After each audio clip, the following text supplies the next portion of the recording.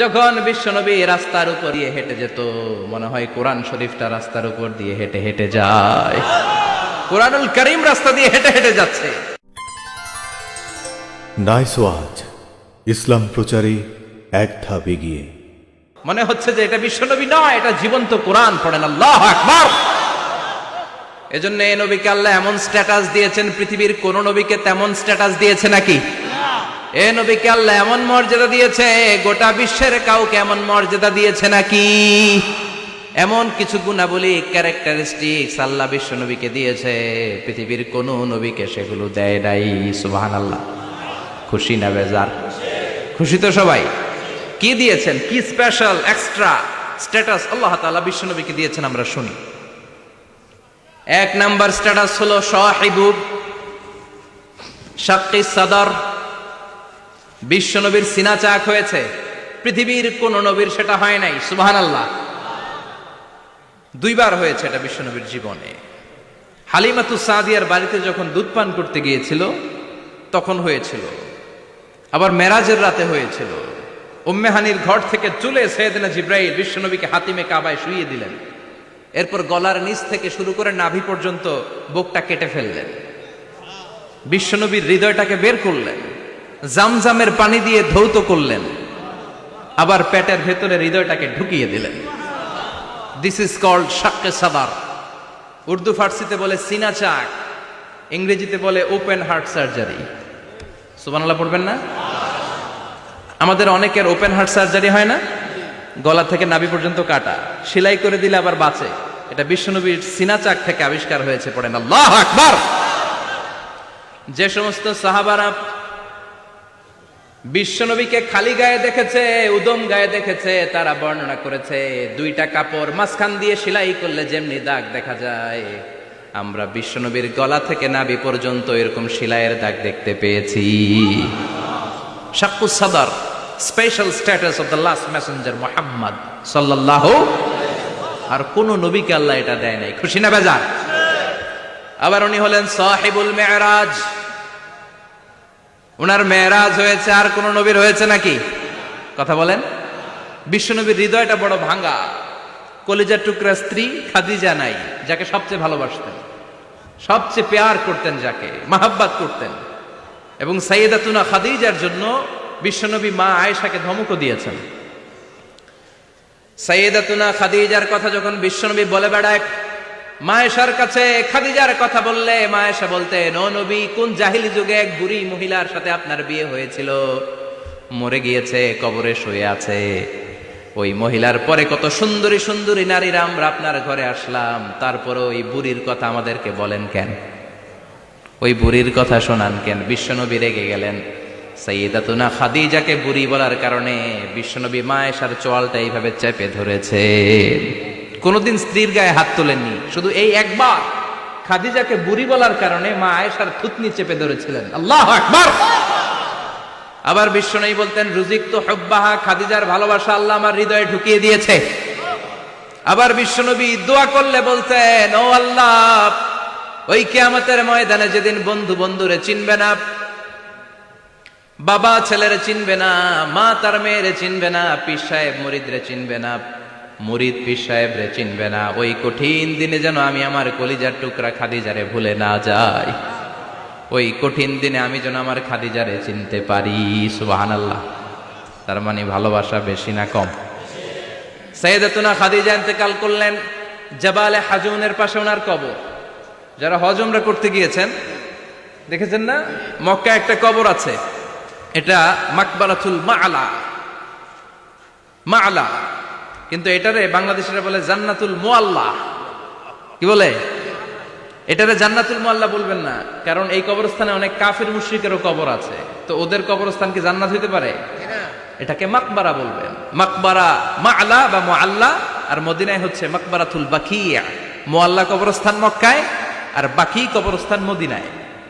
এর পাশে বিশাল এক পাহাড়, হেরেম শরীফ থেকে দেখা যায় জাবালে হাজুন। এর পাদদেশে বিশ্বনবী নিজ হাতে সাইয়েদাতুনা খাদিজাকে কবর দিয়েছেন। কবর দিয়ে সবাই চলে যায়, বিশ্বনবী যায় না। দাঁড়িয়ে দাঁড়িয়ে কাঁদতে লাগলেন। সাইয়েদনা আবু বকর বলে, নবী চলেন ঘরে ফিরে যাই। বিশ্বনবী বললেন, তুমি যাও, আমি যাব না। যেই মহিলাটাকে এইমাত্র কবর দিলাম সাধারণ মহিলা না, আমার বিপদের দিনের সঙ্গিনী খাদিজা। আজীবন আমাকে ছাতার মতো শেল্টার দিয়েছে, সমস্ত সম্পদ আমার পায়ের সামনে বিছিয়ে দিয়েছে রে আবু বকর। তোমার মনে চাই ঘরে ফিরে যাও, আমি দাঁড়িয়ে থাকবো। এখনই খাদিজার কবরের 3টা প্রশ্ন করা হবে।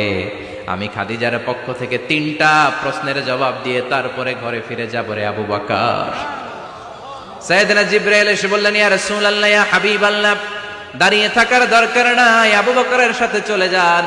রব্বুল আলামিন বলেছেন, ওই কবরের 3টা প্রশ্নের জবাব দিতে যদি খাদিজার সমস্যা হয়, আরশের উপর থেকে 3টা কবরের প্রশ্নের জবাব আল্লাহ নিজেই দিয়ে দিবে। কি প্যার করতেন বিশ্বনবীকে। সাইয়েদাতুনা খাদিজা ইন্তেকাল করলেন,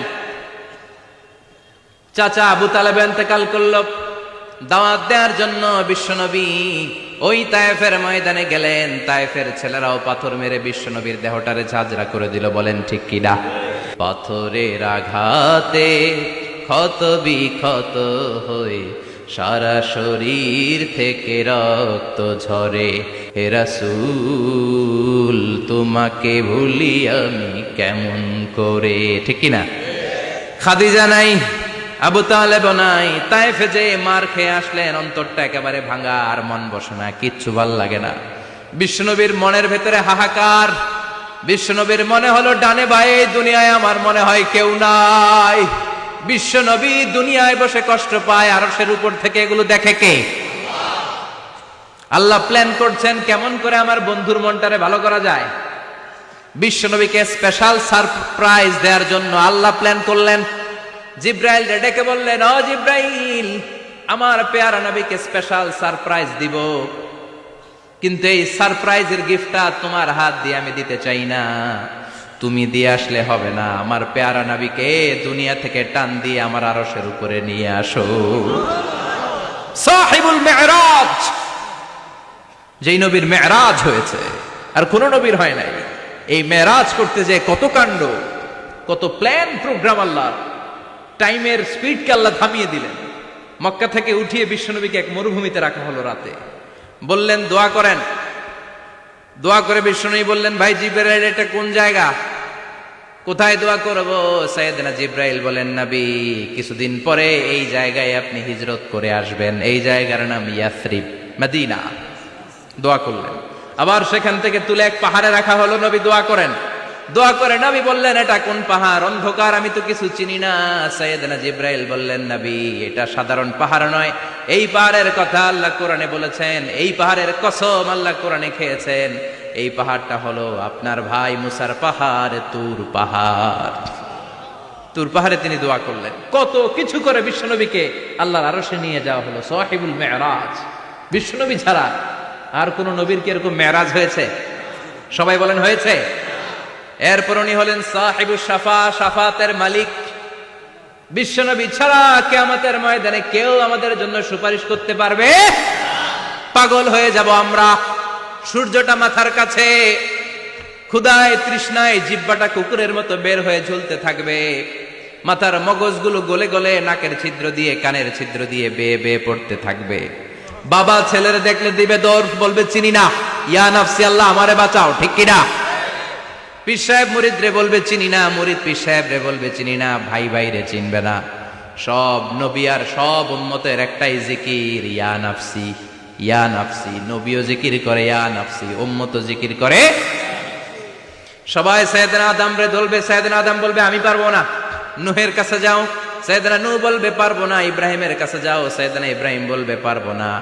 মুসা আলাইহিস সালামের কাছে যাও, মুসা আলাইহিস সালাম বলবেন পারবো না। ঈসা আলাইহিস সালামের কাছে যাও, সাইয়েদনা ঈসা আলাইহিস সালাম বলে এত জায়গায় ঘুরে লাভ নাই, জায়গা মতো যাও মিয়া, জায়গা মতো যাও। মাকামে মাহমুদে বিশ্বনবীকে সেজদায় পড়ে থাকতে দেখবা। ওই নবী ছাড়া আজকের এই ভয়ঙ্কর আমাদের সবার বিপদের দিন। এই বিপদের দিনে আল্লাহর সামনে দাঁড়িয়ে কথা বলার মতো সাহস আজকে কারো নাই। বিশ্বনবী কাঁদতে থাকবেন, সেজদায় পড়ে কাঁদবেন। সবার জিকির ইয়া নাফসি, ইয়া নাফসি। বিশ্বনবীর জিকির ইয়া উম্মতি।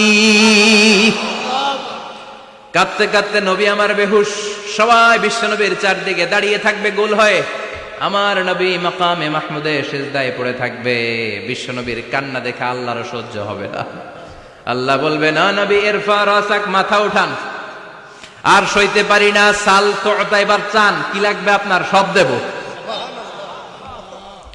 ওয়াশফা তুশাফা, যার জন্য সুপারিশ করবেন তাকেই জান্নাত দিয়ে দেব। বিশ্বনবী বলেন, লিকুল্লি নবিয়্যিন দাওয়া মুস্তাজাবা, সব নবীর দুনিয়াতে একটা স্পেশাল দোয়া ছিল, এটাকে বলে দাওয়া মুস্তাজাবা। এই দোয়াটা করলেই কবুল করে নিয়েছে কে? আল্লাহ। সব নবীর ওই দোয়াটা দুনিয়াতেই করেছেন, শুধুমাত্র কেবলমাত্র বিশ্বনবী তার স্পেশাল দোয়াটা আজ পর্যন্ত, এখন পর্যন্ত করে নাই। বিশ্বনবী বলেন, ওয়া ইন্নী আখতাবিউ দাওয়াতি শাফাআতান লি উম্মতি ইয়াউমাল কিয়ামাহ, আমি আমার দোয়াটা, আমি আমার স্পেশাল সাপ্লিকেশনটা কিয়ামতের দিন, কঠিন মুসিবতের কালে তোমরা যখন বিপদে পড়ে যাবা, আমার স্পেশাল দোয়াটা ওই দিন করে আমি তোমাদের সুপারিশ করে জান্নাতে পাঠায়া দেব। সাহিবুশ শাফা, বিশ্বনবী ছাড়া কথা বলার মতো ক্ষমতা, স্পর্ধা, সাহস সেদিন কারো থাকবে না। চিৎকার করে বলেন ঠিক কি না? আবার উনি সাহিবুল কাউসার, উনি কাউসারের মালিক। আল্লাহ ওনাকে কাউসার দিবেন। অন্য নবীদেরও দিছে না? কথা বলেন, কাউসার দিয়েছে। কি মজার পানি, আহলা মিনাল আসাল, মধুর চাইতো মিষ্টি, সুইটার দেন হানি, মধুর চাইতো মিষ্টি। আব্রাদু মিনাস সালজ, বরফের চাইতেও ঠান্ডা। আবিয়াদু মিনাল লাবান, দুধের চাইতেও সাদা। এক ঢোক যে পান করবে আজীবনের জন্য তৃষ্ণা চলে যাবে। সাহিবুল কাউসার, তৃষ্ণার চোটে আমরা পাগল পারা হয়ে বিশ্বনবীর কাউসারের দরবারে যাব। বিশ্বনবী পেয়ালার মধ্যে করে করে আমাদেরকে কাউসার পিলাবেন।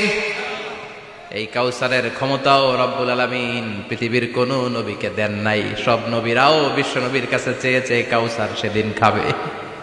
সুবহানাল্লাহ পড়বেন না? সাহিবুল কাউসার, সাহিবুল মেরাজ, সাহিবুল শাফাআহ, সাহিবুল মাকাম আল মাহমুদ। আজানের পরে দোয়াতে বলি না, আতি মুহাম্মাদিনিল ওয়াসিলাতা ওয়াল ফাদিলা ওয়া বা'আসহু মাকামান মাহমুদা। ও আল্লাহ, আমার নবীর আপনি মাকামে মাহমুদ দেন। মুফাসসিরিন ইকরাম, মুহাদ্দিসিন ইকরাম এই মাকামে মাহমুদ কি, এটার ব্যাখ্যা করতে যে হয়রান হয়েছেন। কেউ বলেছেন কিয়ামতের ময়দানে বিশাল একটা সিংহাসন, কেউ বলেছে জান্নাতের মধ্যে একটা সিংহাসন, কেউ বলেছে না না, আমার আল্লাহর আরশের পাশে স্পেশাল একটা জায়গা আছে, ওই জায়গাটার নাম হলো মাকামে মাহমুদ। ওখানে বিশ্বনবী বসবে। এই নবীর সাথে কারো স্ট্যাটাসের কোনো তুলনা চলে? কথা বলতে হবে। এই নবীরে গালি দিলে কলিজায় আগুন লাগে না? এই নবীর বিরুদ্ধে কথা বললে মুসলমান সইতে পারে? এমন স্ট্যাটাস হলো আল্লাহ বানালেন, এত মর্যাদা আল্লাহ দিলেন, এত সম্মান দিলেন, গোটা বিশ্বের কোন নবীরে দেয় নাই। আবার বিশ্বনবী বলতেন, নুসিরতু বির-রু'বি মাসিরাতা শাহর, আমাকে আল্লাহ ভয় দিয়ে সাহায্য করেছেন। আমি যেই জায়গায় দাঁড়িয়ে থাকি, আমার ডানে বায়ে সামনে পেছনে 1 মাসের জায়গা পর্যন্ত কোনো কাফির আমার সামনে আসতে পারে না ভয়ে। 1 মাসের জায়গা পর্যন্ত কোনো কাফির যদি দাঁড়ায় থাকে, বিশ্বনবীর জন্য ভয়ে তার কলিজায় ধুকধুকানি শুরু হয়ে যায়। ধরেন আমি ওনারে ভয় পাই, কাছে আসলেই না ভয়, দূরে গেলে তো আমি পালোয়ান, ঠিক কিনা? উনি আছে কোম্পানিগঞ্জ বাজারের ওইদিকে, আমি এদিকে, আমি পালোয়ান, স্বাস্থ্যের সমস্যা নাই, ঠিক কিনা? কারণ কাছে নাই। কিন্তু বিশ্বনবী এমন পাওয়ারফুল ছিলেন, কাছে আর দূরে কোনো কথা না, ডানে বায়ে সামনে পেছনে 1 মাসের দূরত্ব। এই লোকেশনের মধ্যে যদি কোনো কাফের মুশরিকের আন্ডা বাচ্চা থেকে থাকে, বিশ্বনবীর ব্যাপারে ভয় তাদের অন্তরের মধ্যে ঢুকিয়ে দেয় কে? এজন্য বিশ্বনবীর সাথে কারো মর্যাদার কোনো তুলনা চলে? বিশ্বনবী আমাদের মডেল।